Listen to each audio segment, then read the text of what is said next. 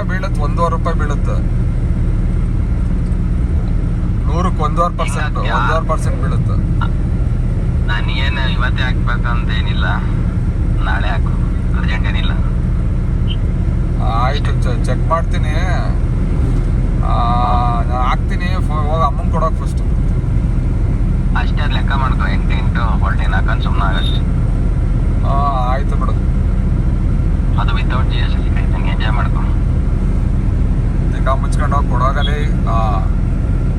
ಇನ್ನೇನು ಎಷ್ಟಾಗುತ್ತೆ ಅಲ್ಲಿ? 400 ಪ್ಲಸ್ GST ಅಂದ್ರೆ ಎಷ್ಟಾಯ್ತು ನಿನಗೆ? 5,000 ಅಲ್ಲಿಗೆ 5. ಏನೇ ಎಂಜಾಯ್ ಮಾಡ್ಕೊ. ಅಲ್ಲ, 8 ಆಗ್ಲ ಅದ್ರಲ್ಲಿ 22,000 ರೂಪಾಯಿ ಲಾಭ ತಗೊಂತವನೆ. ಎಂಜಾಯ್ ಮಾಡ್ಕೊಂತ ಹೆಂಗೆ ಎಂಜಾಯ್ ಮಾಡಿ? 95 ಕೊಟ್ಟಿರೋದು ನಾನು. ಅಪ್ಪ 11,500 ಕೊಟ್ಟು ತಂದಿದ್ದ ಅವತ್ತು. ದಿಗ ಮುಚ್ಕೊಂಡಿರು. 95 ಬಿದ್ದಿದ್ದು ಬಿಲ್. ಫ್ರೀ ಕೊಟ್ಬಿಡ್ತಾರೆ ನನಗೆ. ಎಷ್ಟು? 92,000 ಹೇಳಿದ್ ನೀನು ಅವತ್ತು.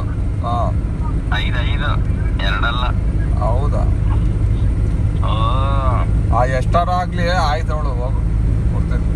ನಿನಗೆ ಮಾಡ್ತೀನಿ ಅಂತ ಹೇಳ್ತಿರೋದು ನಾನು. ಆಯ್ತಾಯ್ತು, ಮಾರು. ಆಯ್ತು, ಕಳಿಸು. ಯಾವಾಗ ಕಳಿಸ್ತೀಯ? ಕಳಿಸ್ತೀನಿ. ಇಲ್ಲಿ ಕ್ರೆಡಿಟ್ ಕಾರ್ಡ್ ಉಜ್ಜಕ್ಕೆ ಸ್ವಲ್ಪ ಟೈಮ್ ಬೇಕು, ಯಾಕಂದ್ರೆ ಡೈಲಿ 6,000 ಡೀಸೆಲ್ ಹಾಕ್ಸ್ತೀನಿ.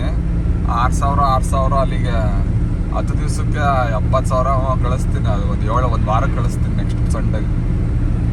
ಅದೇನು ಅರ್ಜೆಂಟ್ ಇಲ್ವಾ ಅದು? ಇಲ್ಲ, ಕ್ರೆಡಿಟ್ ಕಾರ್ಡ್ 45 ದಿವಸ ಇರುತ್ತೆ, 50 ದಿವಸ.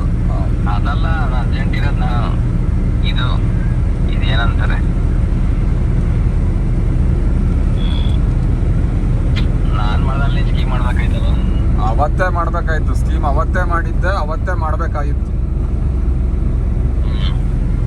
ಇವತ್ತು 3 ಲಕ್ಷ ಕ್ಯಾಶ್ ಮಾಡ್ಕೊಂಡು ಎತ್ಕೊಂಬೋದಿತ್ತು. ಬರೀ 30 ಗ್ರಾಮ್ 70 ಗ್ರಾಮ್ ಇಟ್ಕೊಂಡು 30 ಗ್ರಾಮ್ ಕೊಟ್ಟು ಕ್ಯಾಶ್ ಮಾಡ್ಕೊಂಬೋದಿತ್ತು.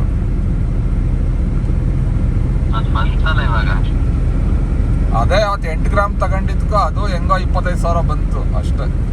ಅಲೋ, ನಂದು ಈಗ ಆಯ್ತಲ್ಲ ನೋಡು, 170 ಬಂದ್ಬಿಡ್ತಂದು. ಬಡ್ಡಿದೆಲ್ಲ ವಾಪಸ್. ಬಡ್ಡಿ ಅಷ್ಟಿತ್ತು ಅದಕ್ಕೆ ನಾನು ತಗೊಂಡಿದ್ದು ಬಡ್ಡಿ ದುಡ್ಡು. ಬಡ್ಡಿ ವಾಪಸ್ ಬಂತು, ನಿನಗೆ ಏನು ಬಂದಿಲ್ಲ ಇನ್ನ.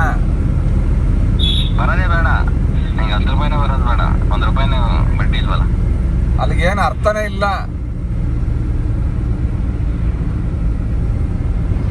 ಏನಿನ್ನು 1 ರೂಪಾಯಿ ಬೀಳ್ದಂಗೆ ಬಂತ. ಅಲ್ಲಿಗೆ ನೀನೇನು ಅಲ್ಲ, ಮೊದಲೇ ದುಡ್ಡೇ ಇಲ್ಯೂಷನ್. ಅಲ್ಲಿಗೆ ನಿಂಗೆ ಆ ಇಲ್ಯೂಷನ್ ದುಡ್ಡು ತಗೊಂಡು ನೀನು ಏನೋ ಬೇರೆ ಏನೋ ತಗೊಂಡು ಎಂಜಾಯ್ ಮಾಡಲಿಲ್ಲ ಅಂದ್ರೆ ಅಲ್ಲಿಗೆ ಏನಕ್ಕೆ ಅದು ದುಡ್ಡು? ಅದು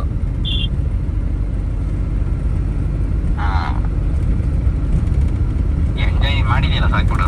ಅರ್ಥ ಇಲ್ದಿದ್ದು